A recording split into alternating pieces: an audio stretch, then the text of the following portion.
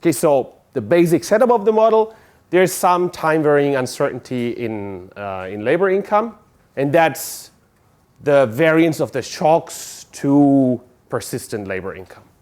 That's sort of the setup. And then there is an incomplete markets relatively standard component. It's just not standard in the sense that it has two assets, a liquid and an illiquid one.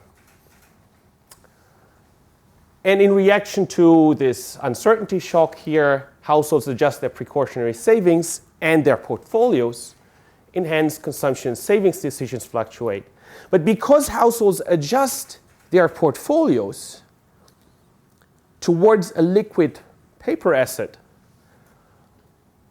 we see that consumption goes down, but investment into the real physical asset goes down as well, as in response to this shock. And that's without any general equilibrium effect coming into the picture. Now, this moves aggregate demand, and then we add to this a very standard New Keynesian aggregate supply curve, Phillips curve, that gives us fluctuations in output. Okay, so who are the actors in our model? So there's worker households, there's a production sector, and there's a central bank. These workers, they obtain income because they supply labor, and they get dividends for the physical asset. They can trade assets, they can trade money, and they can trade an illiquid asset. And both, we assume, a borrowing restriction, they cannot borrow. There's the production sector. There are intermediate goods producers that rent capital and labor and use that to produce these intermediate goods, which they sell on a competitive market to entrepreneurs. These are monopolistic resellers where they have a Calvo pricing friction. And these guys here consume all rents that are generated in the economy. Like as a simplifying assumption here, we assume that these are risk neutral and they eat up everything that they produce in terms of rents every period. There's a central bank, and the central bank has a simple monetary policy rule. Either it does. Is there risk neutral? Why they don't ensure that it's working? Because on average, these would like so the interest rate on the assets here are lower than the time preference rate of the entrepreneurs. So they cannot trade state contingent claims. That's by assumption. Okay? So the market incompleteness is here by assumption. The central bank has a simple rule in money growth. One way is that it's constant. Another way is it targets inflation, stabilizes inflation, or something in between. Okay, so our worker households, I think I said that, they have a labor-leisure choice. They have an exogenously given productivity that's idiosyncratic and it's risky. They consume consumption goods. They cannot trade state contingent claims, and there's two assets, a liquid nominal paper asset and an illiquid real asset. So, but your motivations seem like work forever with housing. But now it seems to be physical capital, the illiquid asset. Okay. So and stocks are liquid, relatively. Stocks are so liquid. There's a trading fee attached to it, and while we here to keep the numerical problem convex, assume trading is stochastic. My hunch is that a small trading friction in terms of trading cost would do the same job here. For sure, the trading friction in houses is larger. So that's one excuse. Another excuse is if you look at the asset distribution in the economy, only for the top 20% in wealth, stocks play a significant role in wealth. And we get the effect here that's not driven by the wealthiest doing something. So the whole effect on the asset market is driven by the poorer people doing something. Now, still that doesn't answer the question, what is this capital good now? But the same question applies to any model that uses NIPA capital data because usually you calibrate it to the total capital stock in the economy, which includes housing, and it's actually 2/3. But I mean, my guess is on the first bullet point, you are going to assume that that variance is countercyclical. No. We just assume that it fluctuates over time and then see what it does.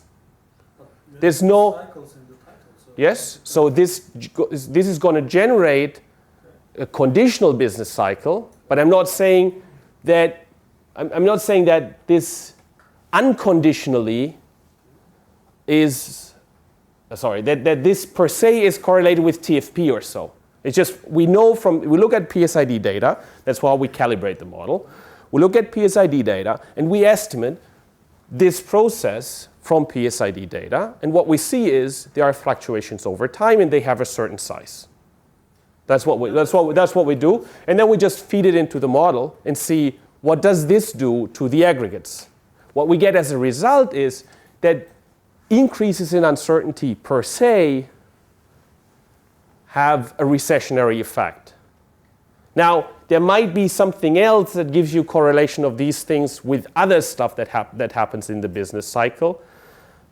That, it might be that this uncertainty goes up when TFP expands. That I don't know and I don't look at. So it's a conditional statement. It's not a causal one. So all I'm saying is, if you look at the PSID and if you look at the annual income change, okay, of individuals, and if you plot the variance of that over the business cycle, it's completely flat. Okay, so this is not what we're exactly doing. Okay.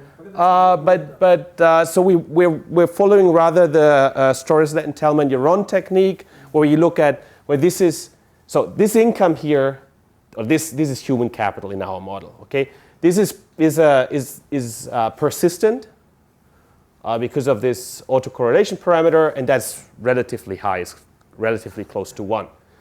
Now what we do is, in the data now, we try to filter out the persistent movements in income and look at their variance using a variant of this Storeslet and Tellman-Yaron technique. But I'm happy to talk about it in more detail when I come to the calibration. Yep. Sorry, I got a little bit lost in between. So, I mean, you need the two assets Yes? in order to get a recession in the first place, right? In order to create the link that if precautionary savings increase, then investment goes up. Quantitatively, yes. Qualitatively, no. But the qualitative is really qualitative. It's a statement about a sign, and quantitatively is 0. Okay?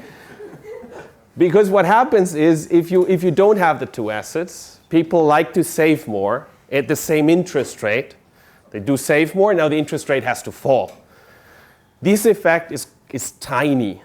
Okay, we had versions of this model to start with where we just did this. Okay, now this effect is tiny, and it's super easy for any central bank to just accommodate these changes, because we're talking about like after digits in basis points. With the two assets, the effect becomes first order, because now people, they do save a little bit more, but that's a minor thing. What they really do is they move away from the investment good, because they don't like the investment good as uncertainty is high, because it's illiquid. For simplicity, we assume that households have GHH preferences, and we make them all work the same amount. But this is more a technical assumption. This is not driving any of the results. It helps to eliminate Euler-Hartmann-Abel effects from the model. Okay, so this is the dynamic planning problem of the house. And I said there is a liquid and an illiquid asset. H is per activity. We call it human capital, it's per activity.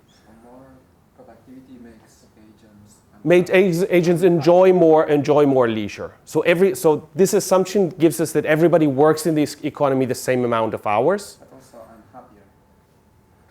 No, yes, but then they get more income from working, and it balances out. Yeah, but There's no, you just kill all the income. So the GHH preferences kill the income effect from saving, and this assumption kills the income effect from being more productive. I This is not very, okay, this is very important, it's not very important. Okay. We are going to dangerous territories. Okay, so what it gives us is that everybody works the same, and that assumption is not important. What it also does is it eliminates any direct effect of the uncertainty here on labor supply, because we want to focus on this portfolio readjustment channel. Now there might be an effect on labor supply. What the typical effect would be: uncertainty increases, average labor supply goes up. Now we add to this new Keynesian structure. And the new Keynesian structure has this effect that if everybody wants to work more, you go into a recession. So we avoid that because we don't want to have that discussion, because you might think this is realistic or you might think this is unrealistic. I don't know. It also depends on what you assume about this effect. It depends on what you assume exactly about the labor market. So we don't want to have this discussion. This might come on top of it, or work against the effect that we have. We really want to look at a partial effect here coming from household changing their consumption saving decision and their portfolio allocation. Just to clarify, so you mean... No, I'm just worried about the intertemporal effect that this has, no? Because it means that if I now got a very high age, I know I will be happier in the future. So maybe I want to borrow. Anyway, I'm just worried about the intertemporal effects that are hidden in there. So the GHH part, I think, takes completely care of this intertemporal effect. And this just kills this precautionary labor supply effect. So I just want to clarify, are you saying that under these preferences, they always work the same hour? Everybody works the same hours, independent on what your realization of age is. But this is quite... So everybody in the cross-section works the same hours. Not over time, in the cross-section. But this is quite contradictory to what Ager and Hurst documented about leisure being very different across individuals. Yes, but And the dispersion has been rising a lot. so yes, but what I know is that the relationship with income is relatively weak. That has been changing over time, but on average it has been relatively weak. That was my reading of the literature. So it's not that those people that have the highest incomes are for sure those that work most. So there is effects that might come from precautionary savings themselves that give you that. We just want to look at a partial effect here. Okay. You could just assume constant, right? Why do you go into the problem of the labor supply? I mean, if you have to pick this kind of a specific form of the... No, but we want to have aggregate movements in labor, because we need something that moves the economy over time, moves output over time. An alternative way that we also tried with, but then it's even more, it's not totally non-standard, would be to keep labor supply fixed and then just say that the roundaboutness of production adjusts every period. But I do think this is not very intuitive in the sense of... What is roundaboutness of production? So that's an AR paper by Bazou and I don't remember who, where the vertical integration in the economy reacts to changes in the average markup, and that gives you measured changes in TFP. Okay, that would be an alternative way to do it, but we don't want to do it. Coming back to you, madam, what structure do you put on the dynamics of volatility? It's also log AR1 process. But Christian, Yep. you will also have movements in the economy with the exogenous labor supply, because you've got these movements in investment decisions. Yes, but then in every period, I want the economy to be able to respond to the demand shock in every period. And the only way I can get that is to have one factor that's flexible. Capital is not that flexible, because capital is going to be predetermined. Okay, so that's the planning problem. There's two planning problems, actually. First, the one of those households that can adjust their physical capital stock. Because as I said, we assume that trading is stochastic. With a certain probability, you participate in the market for the physical asset, and with a certain probability, you don't. If you participate, you can adjust your money holdings and your capital holdings. And this acts now as a composite leisure consumption good that comes out of the GHH preferences. You get utility from this, and you get a continuation value. With probability nu, you are able to adjust also next period. With probability 1 minus nu, you're not able to adjust next period. And this is your continuation values. The important thing in this problem is the budget constraint. You use your income for this composite good, for buying money for next period, for buying the physical capital good next period that has a price Q. You have resources from old money holdings last period. There's inflation, and that changes the real value of these money holdings. There is the price, the amount of physical capital that you have from last period. It has a price, and it pays a dividend. And this is your labor income after taking out the expenses on leisure. So is it fair to say that with that sort of linear structure, I think you're making these adjustment costs the same for very rich and very poor people, right?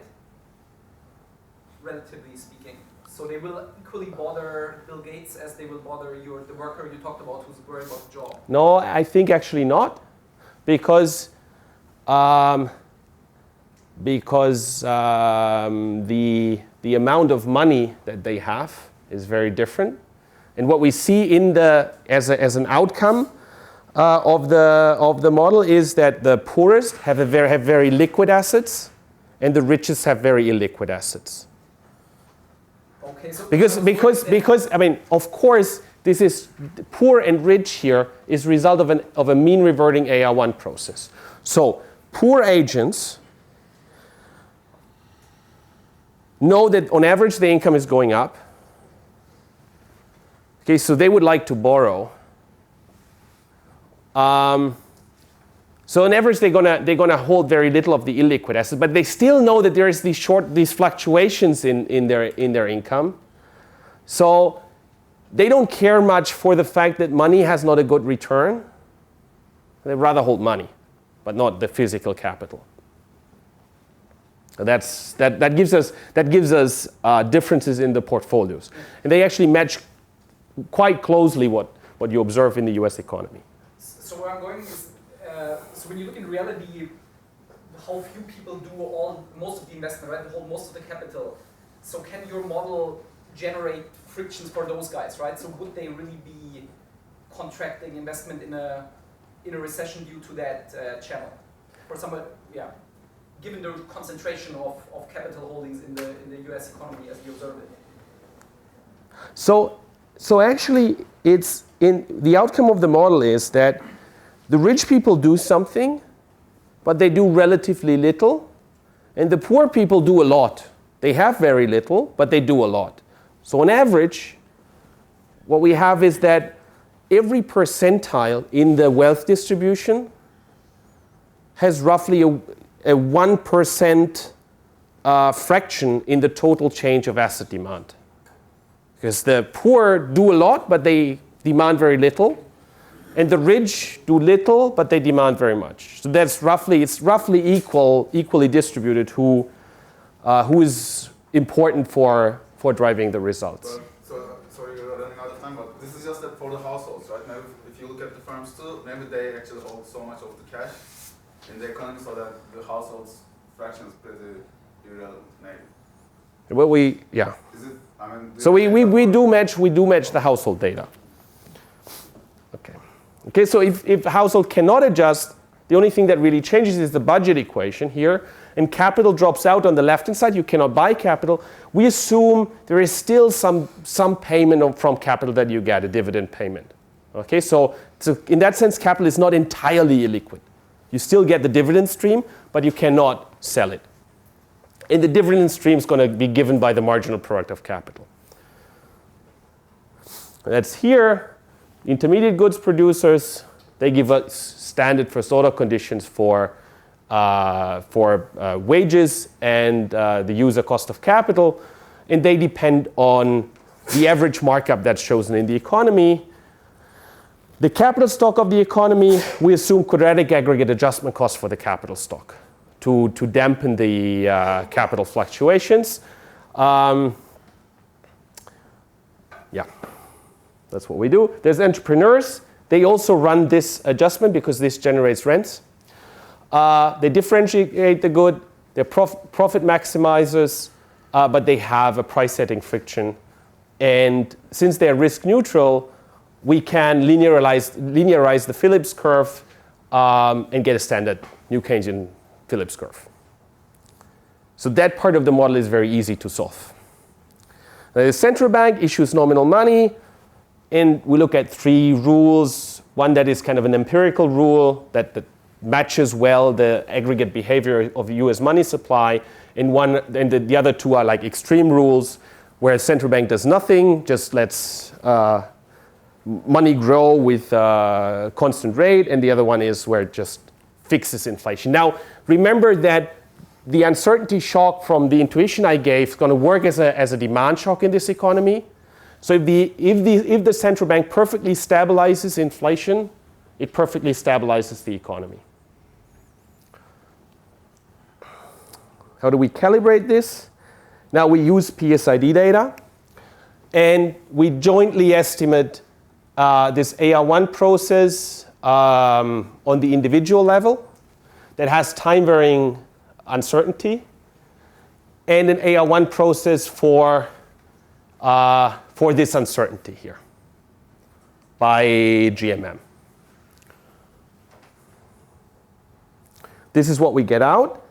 The frequency of calibration is quarter of a year. Okay, so we get persistence of income that's at annual frequency around 0.92. That's in the range of what other people have found. And the persistence of these uncertainty shocks is at usual business cycle persistence. Now, we calibrate the discount factor and the participation frequency in the economy to match a 2.8 capital to output ratio and a 0.33 money to output ratio, which is a relatively broad measure for money. It includes all government bonds held domestically. Coefficient of relative risk aversion we set to 4. We just take that from the literature, and we use an inverse Frisch elasticity of 2, following more the micro literature here. The rest is relatively standard.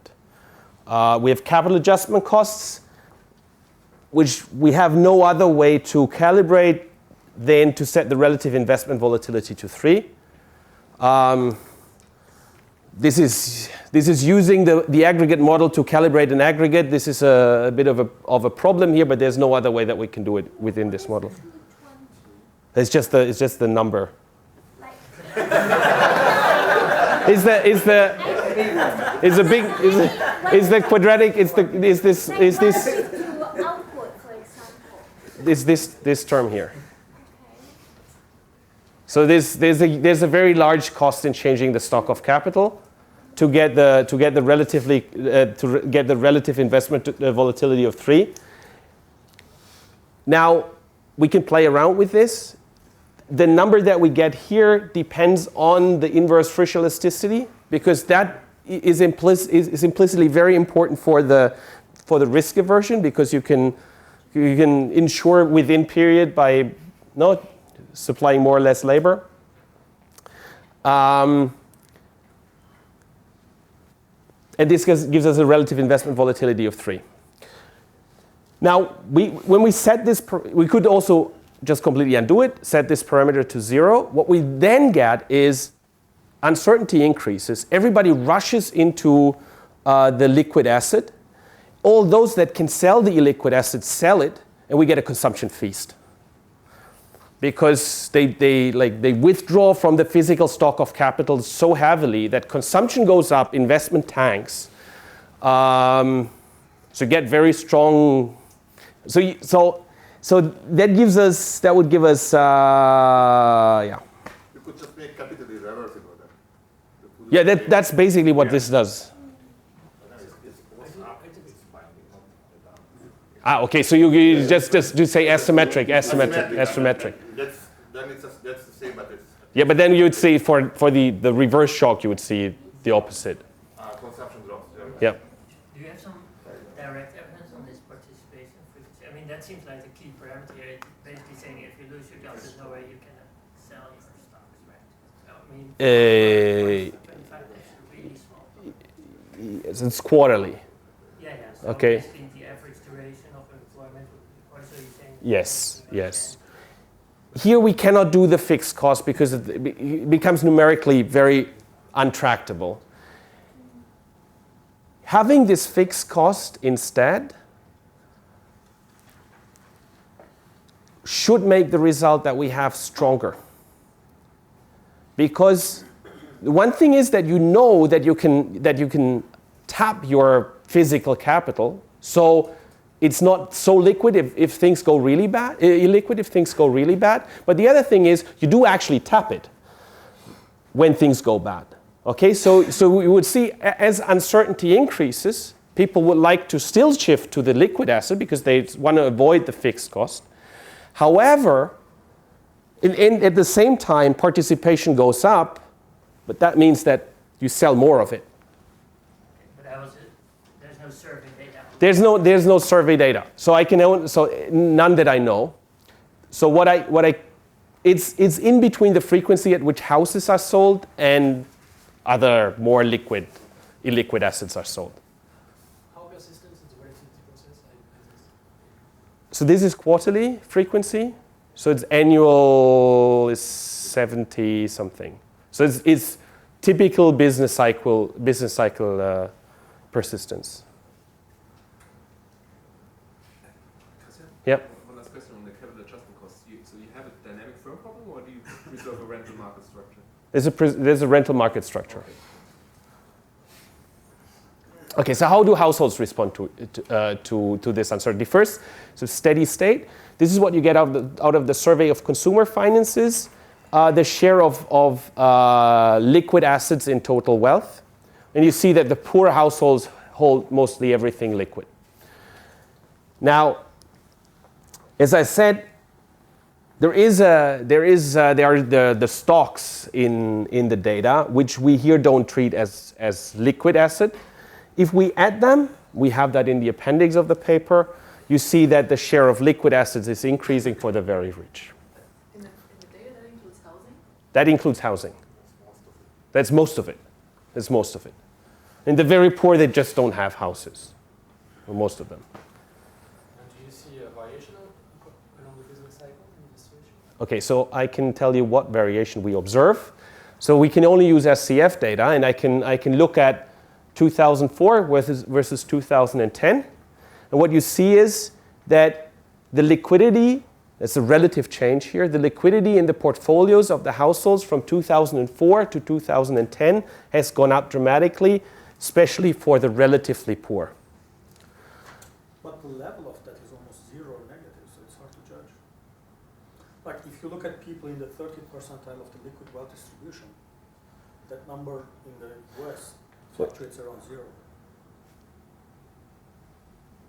So that's liquid over total wealth.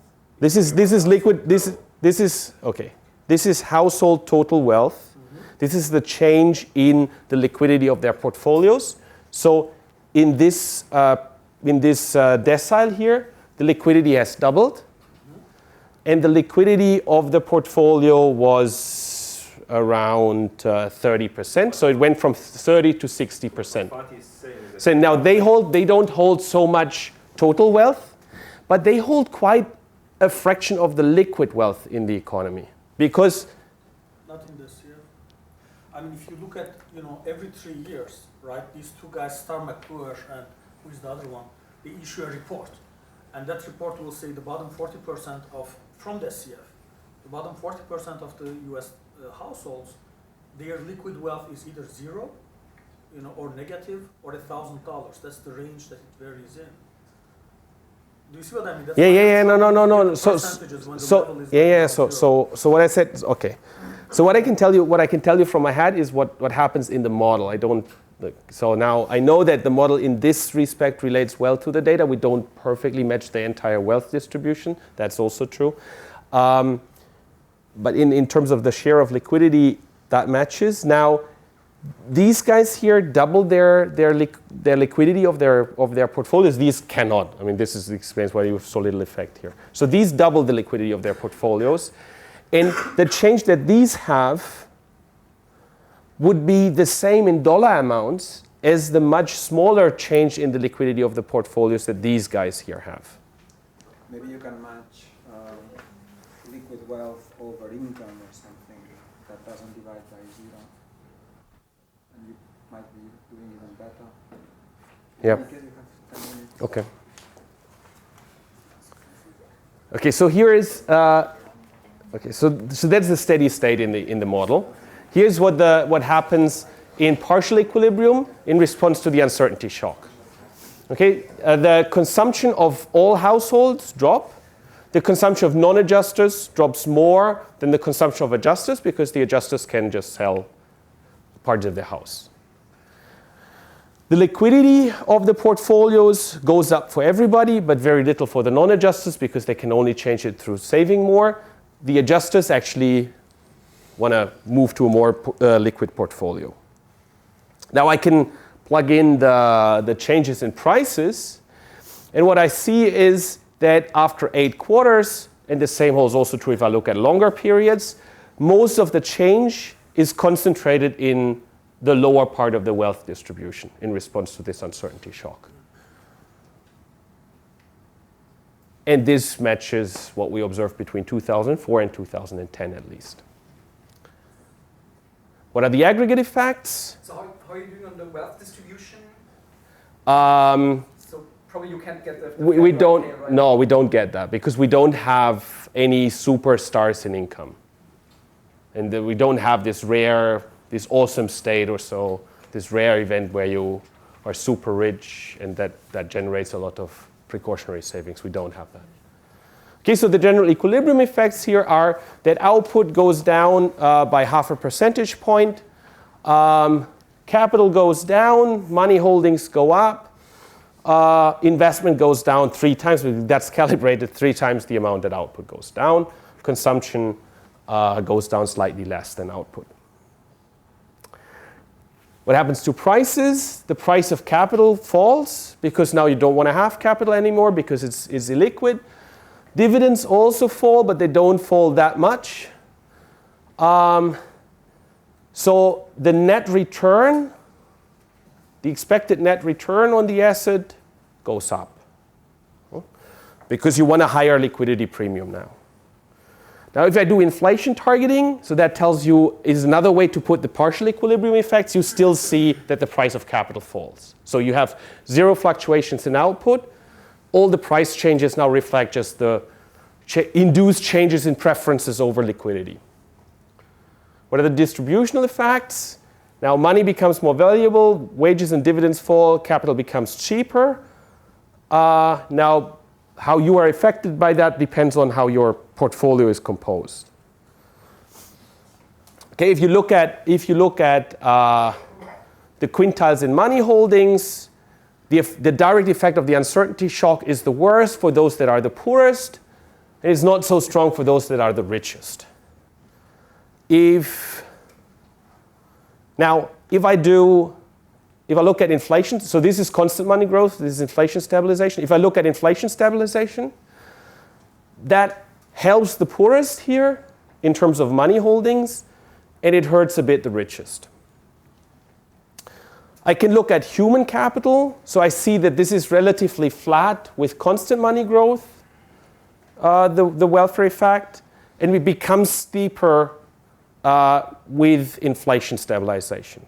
Because what happens now is that these guys here that are relatively rich, or that are very rich in the model, so top quintile, they lose as everybody in the economy loses because the economy tanks. However, they enjoy lower capital prices. And these are the guys that want to buy larger houses, because even though we are in a recession now, these guys are relatively rich.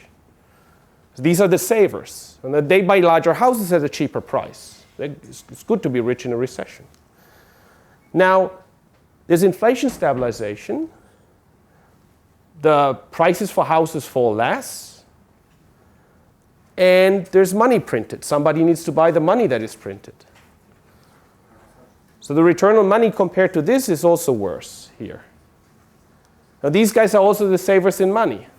Okay, they now have a lower return on money. So they're losing from this. Okay, you can also do that in a nice 3D plot.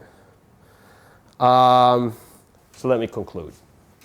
So what we do in this paper, we impose a persistent income process with time-varying uncertainty. And what we show is that an exogenous increase in wage uncertainty has depressing effects on output, because it not only increases savings, but in particular because it shifts portfolios. The output drop depends on the state of monetary policy and the total available liquid assets that we calibrate to. I didn't show that here. Our estimate is around 0.5 percentage point GDP drop on impact, but monetary policy, if it expands the monetary base aggressively in response to the shock, can successfully stabilize here. That's it. How do you want us to think about this paper? Is it a story of a model that can create business cycle, a story about great recession? How should we fit this into our mindset? I actually think both. I think it's a model that you can use to understand some recessions, some demand-driven recessions, not all demand-driven recessions, but a certain fraction of demand-driven recessions. And I wouldn't say that it should explain entirely the Great Depression, because it does not have no banks, and they started somehow with the banks.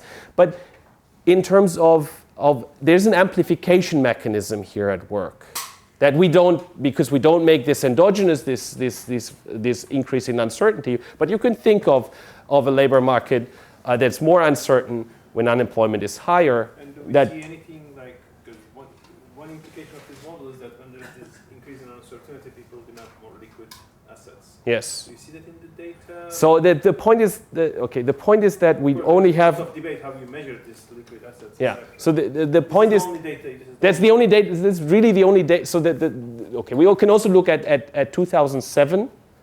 That the result is relatively the same. So it's not 2010 or 2007, but you only have this infrequent SCFs, and that's so you can only do that anecdotally, I think. For the firms, you do know that it increases a lot the cash holdings in the uncertain times, depending on the aggregate uncertainty. Yeah. So maybe if they are holding cash for the same reasons, for like budget constraints that they have, we would expect the same thing. Yeah. But this can be part of like the fall in house prices. So there's a part in this in falling house prices. We try to compute that in like getting the house prices, controlling at least for the aggregate fall in house prices, and that doesn't drive it. Now it might be that there is a correlation between where you are in the wealth percentile and how house prices move. Okay, so that I don't know and that we cannot control for. I will raise the same point in a different way. So I'm a bit worried about the modeling uncertainty with variance shocks, because in your model, now that I see the model, if you actually plot over time the volatility of income change, right, it will vary with the business cycle. But if you look at the US data, now I have a paper where we look at Swedish data and German data. In every country we look at, it's completely flat. The variance doesn't change at all over the business cycle. And with Nick, actually, we have a new paper where we look at firm shocks, and you look at firm volatility in 30 countries. The variance is either flat or it's pro-cyclical, not counter-cyclical.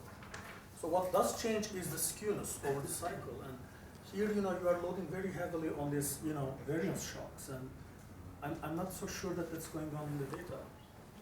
I mean, there's one paper, of course, Torres and Felmer and your own, but they had a very indirect identification from the PSID. What I'm suggesting is something very simple.